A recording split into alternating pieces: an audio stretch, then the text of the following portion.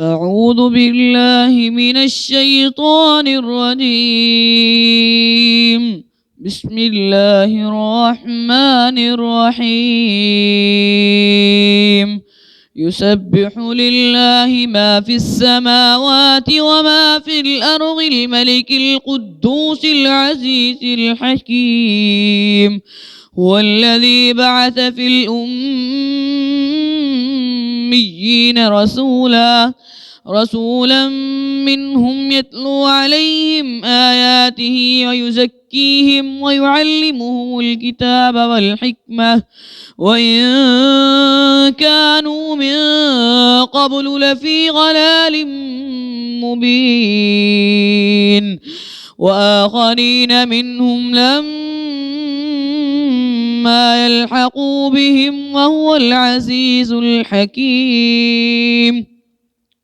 ذلك فضل الله يؤتيه من يشاء والله ذو الفضل العظيم. مثل الذين حملوا التوراة ثم لم يحملوها كمثل الحمار يحمل أسفارا. بئس مثل القوم الذين كذبوا بآيات الله والله لا يهدي القوم الظالمين. قل يا أيها الذين هادوا إن زعمتم أنكم أولياء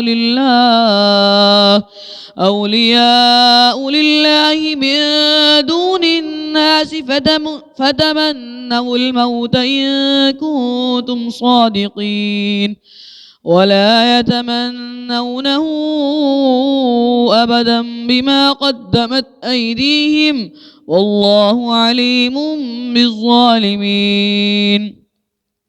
قل إن الموت الذي تفرون منه فإنه ملاقيكم ثم تردون إلى عالم الغيب والشهادة فينبئكم بما كنتم تعملون. يا أيها الذين آمنوا إذا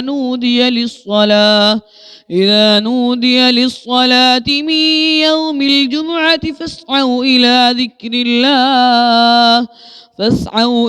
ذكر الله وذروا البيع ذلكم خير لكم إن كنتم تعلمون.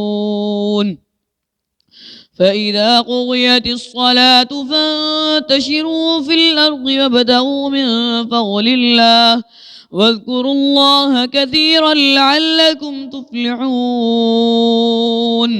وإذا رأوا تجارة أو لهوا انفضوا إليها وتركوك قائما.